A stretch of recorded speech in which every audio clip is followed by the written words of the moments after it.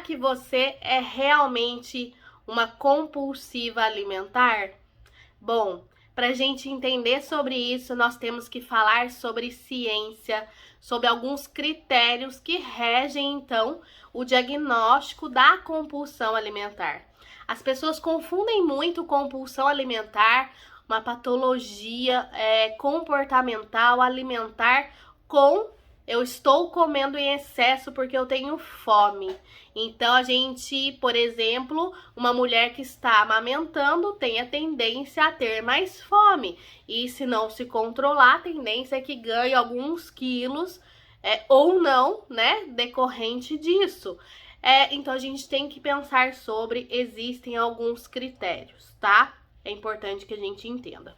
Quando a gente fala em compulsão alimentar, eu li uma frase que fala muito sobre o que eu acredito, já que a gente vem aí falando sobre a questão corpo e mente, que fala sobre o corpo ferindo a alma, né? Numa tentativa de escapar das suas próprias dores, a gente tenta compensar a nossa dor em algo, né? As nossas frustrações, as nossas culpas, os nossos medos, né? E a gente acaba aí correndo para comida. Muitas pessoas são assim, muitas outras vão para as drogas, outras vão para a sexualidade, enfim.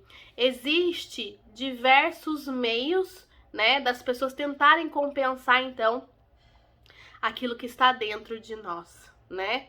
Dentro de cada um, seus traumas, enfim. E quando a gente fala em compulsão alimentar, a gente tem alguns critérios que nos dizem, sim, eu sou um compulsivo alimentar, ou não, eu preciso buscar ajuda aqui. Isso pode ser uma alteração metabólica, isso pode ser aí uma alteração que esteja causando excesso de fome, tá? Já a compulsão alimentar, a gente fala sobre um consumo excessivo de alimentos. Geralmente as pessoas ficam desconfortavelmente cheias, e existem algumas características para vocês terem uma ideia. Eu anotei para vocês saberem que são muitas coisas que influenciam. Então, por exemplo, 74% das pessoas ansiosas tendem a ter compulsão alimentar. 71% das pessoas depressivas tendem a ter compulsão alimentar. Eventos estressantes levam 65% das pessoas a cometerem compulsão alimentar. Ansiosos, pessoas que se sentem impotentes, 62% cometem compulsão alimentar. Aquelas que estão se sentindo irritadas, 55% tendem a ter compulsão alimentar. E aquelas que se sentem desvalorizadas, 73% cometem compulsão alimentar. Ou seja, eu acho que deu para perceber aqui que o emocional interfere muito, né? O quanto a gente cai em cima dos alimentos ou não. Geralmente alimentos ainda com muita energia, ou alimentos que se dizem reconfortantes, ou seja, aqueles que lembram, por exemplo, a nossa infância.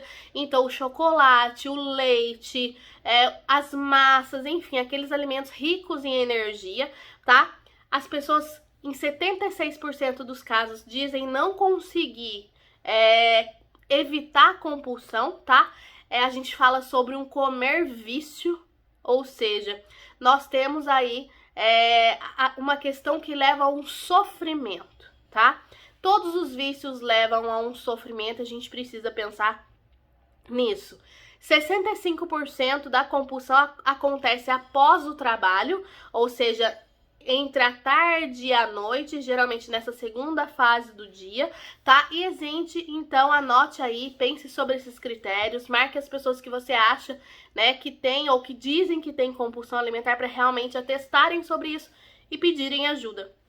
Então, primeiro critério são aquelas pessoas que comem rapidamente, mais rápido que o normal, não prestam atenção no ato de comer, tá? E isso vai interferir em todo o processo digestivo, gente. Eu não vou entrar sobre isso aqui, mas interfere.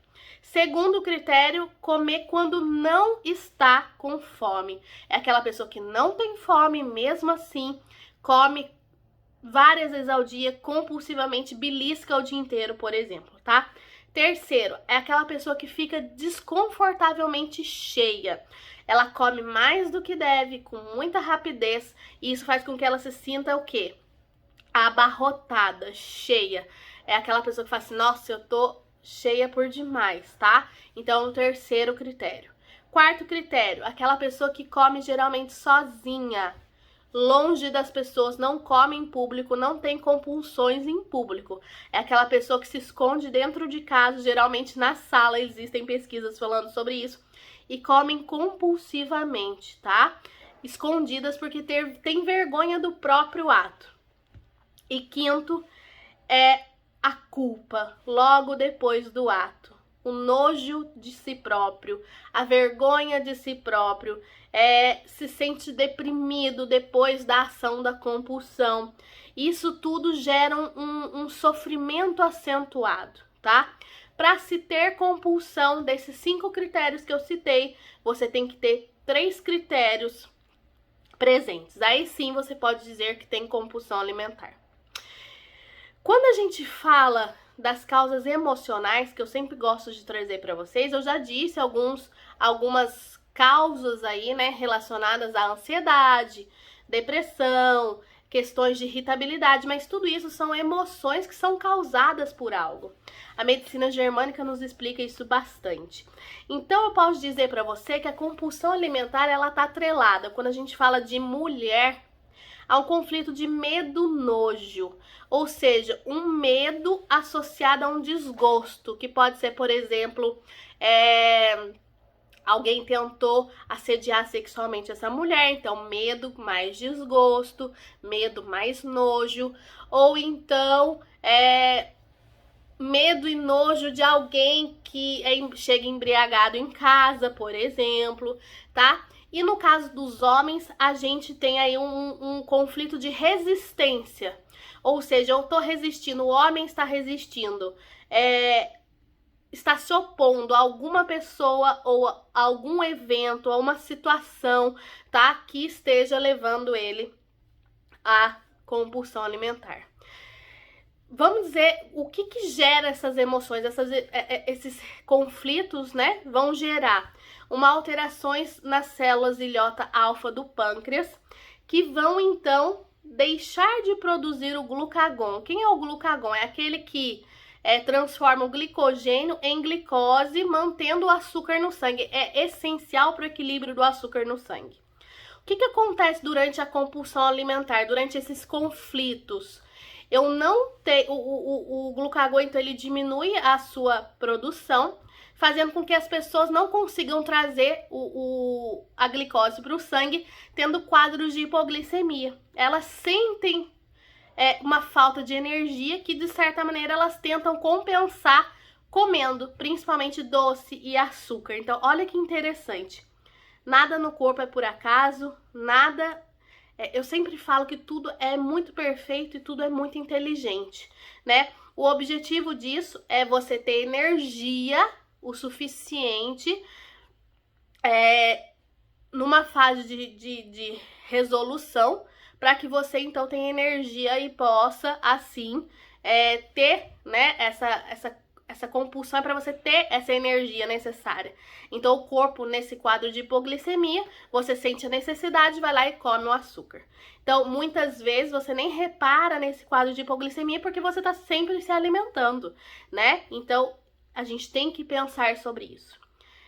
Só que essa compulsão, ela vai levar a outras condições, obesidade, sobrepeso, então tudo isso tem que ser pensado, tá?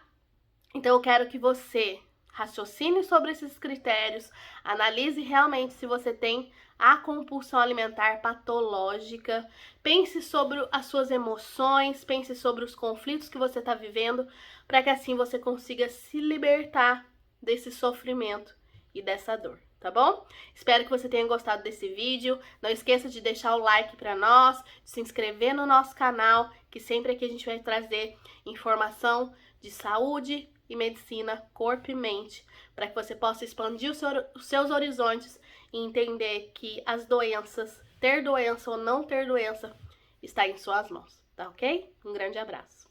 Música